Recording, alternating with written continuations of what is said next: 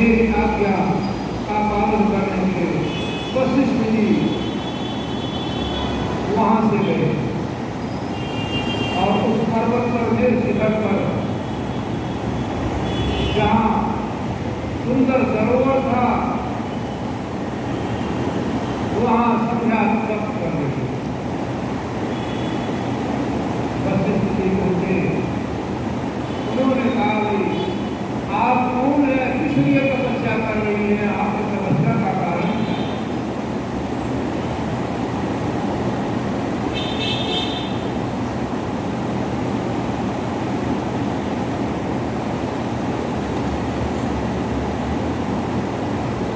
संध्या ने कहा मैं इस शरीर को त्याग करना चाहती हूँ और एक मर्यादा स्थापित करना चाहती हूँ। जन्म लेते ही कोई भी स्त्री सकाम भाव को प्राप्त करना हो। मैं इससे तपस्या करके शरीर को त्याग करना चाहती हूँ। वशिष्ठ ने कहा ठीक, अच्छी बात है, तपस्या करो, भिक्षु मंत्र ले लो। भगवान शिव का मंत्र बता दिया, भजन करो, भजन करते हुए तपस्या करो, शिव कल्याण कर देंगे, तुम्हारा कल्याण हो जाएगा। अंतिम समय में तुम जो यहाँ तपस्या कर रही हो,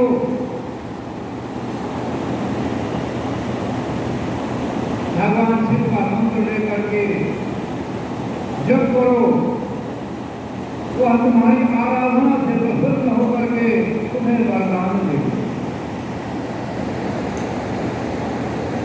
ओम नमः शिवाय ओम मंत्र का निरंतर जप करते हुए मौन तपस्या आरंभ है।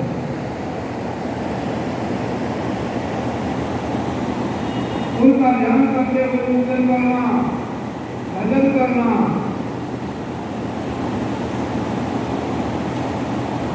जल आहार लेकर के तपस्या करते रहना, अर्थात निराहार।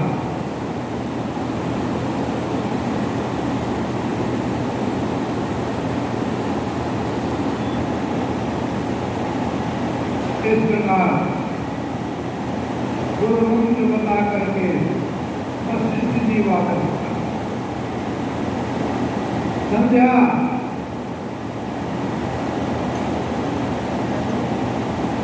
वशिष्ठ जी के बताए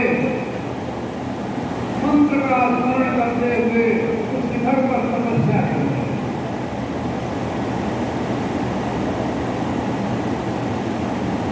भगवान शिव की आराधना में लग गई, मन को लगा दिया, निरंतर किसी साधना में लगी रही।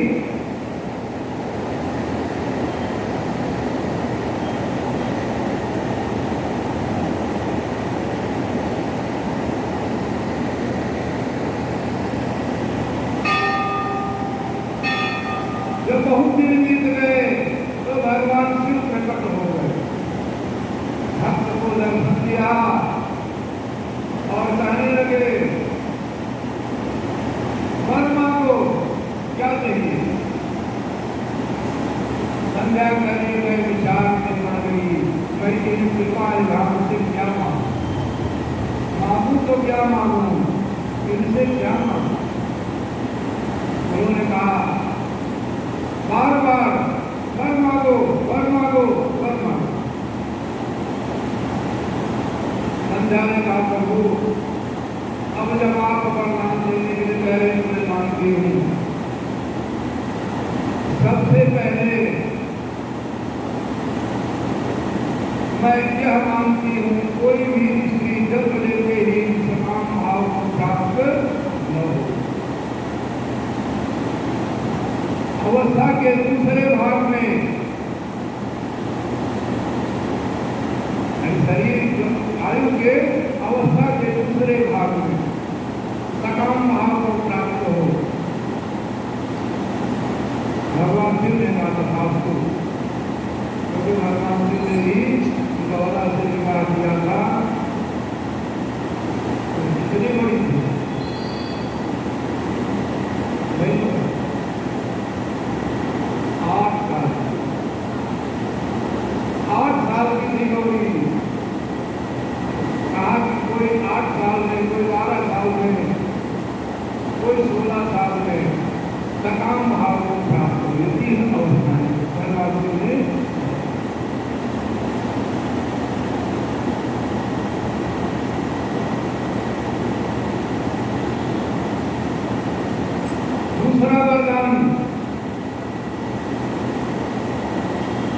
भगवान शिव ने कहा और मांगो।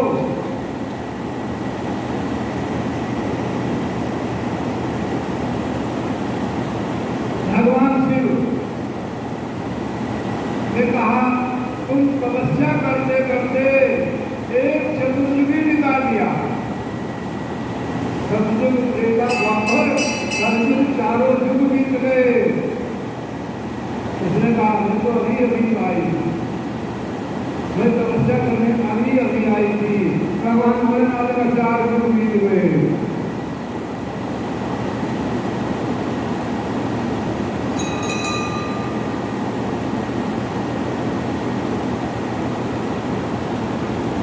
आनंद में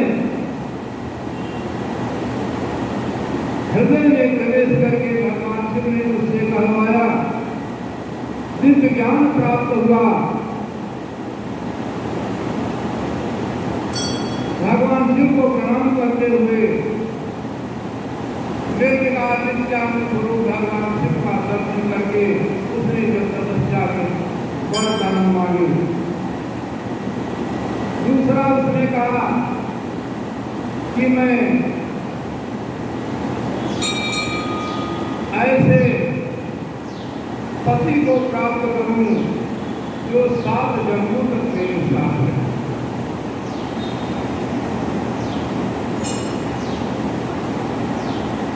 ऐसा पति मुझे चाहिए जो 7 जन्मों तक मेरे साथ रहे, एक जन्म के लिए नहीं चाहिए। और संसार में पूजनीय हो। भगवान शिव ने वह भी मांगे तथास्तु।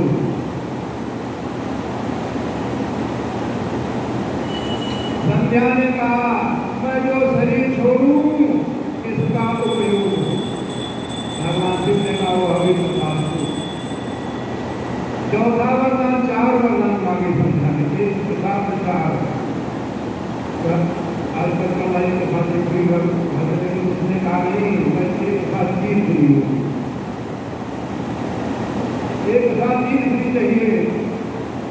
तो चौथे वरदान में क्या मांगा कि मेरी किसी पर सकाम दृष्टि न पड़े दूसरे पुरुष पर, और दूसरे पुरुष के भी मेरे ऊपर काम भाव दृष्टि न पड़े। अगर ऐसा हो तो वह भस्म हो जाए। भगवान शिव ने प्रकाश को करेगा।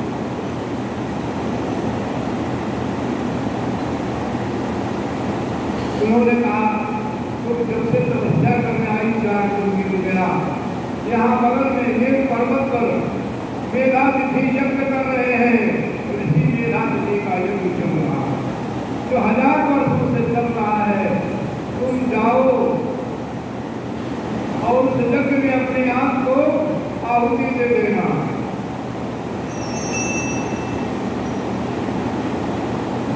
क्योंकि तुमने शरीर छोड़ने के लिए बात करनी है, तो उसी यज्ञ में तुमने आपको अपने शरीर को त्याग देना और मेधातिथि की पुत्री हो जाओ। मेधातिथि की पुत्री क्योंकि वो यज्ञ अपने संतान प्राप्ति के लिए कर रहे हैं, उनको संतान नहीं है। एक दिन से कई निशाने होंगे। मेधातिथि के यज्ञ में भगवान शिव ने कहा तुम जाओ कि कोई तुम्हें देखेगा ही नहीं, सीधे यज्ञ शाला ले जाना और यज्ञ कुंड में अपने आप को आहुति देना। अरुंधति यही थी। मेधातिथि के यज्ञ में गई अपने आप को आहुति दे दिया। जब उसमें से सुगंध प्रकट हुई, दुर्गंध नहीं। अगर कोई अपने आप गलेगा तो दुर्गंध आएगी, लेकिन वहां सुगंध प्रकट हो गई। सुगंध देख करके ऋषि लोग चारों तरफ देखने लगे कहाँ से सुगंध आ रही है, कैसी सुगंध। तो भगवान शिव कृपा है, उसका जो शरीर था पुरोढ़ास नष्ट हो गया और वो स्वरूप हो गया। एक प्रातः संध्या, एक सायं संध्या। इस समय सायं संध्या हो रही है। दिन निकलने के समय प्रातः संध्या। तो शरीर के 2 भाग हुए, एक प्रातः संध्या, एक सायं संध्या। संध्या के तैयार किया और सुंदर रूप कन्या प्रकट हुई। मेधातिथि ने निकाला यज्ञकुंड से और उसको स्नान आदि करा करके नामकरण संस्कार किया, अरुंधति नाम पर। यह अरुंधति का विवाह वशिष्ठ जी से ही हुआ। इस अरुंधति का विवाह सतियों में से जो 7 सती कही जाती है, अरुंधति का मुख्य रूप से नाम दिया जाता है।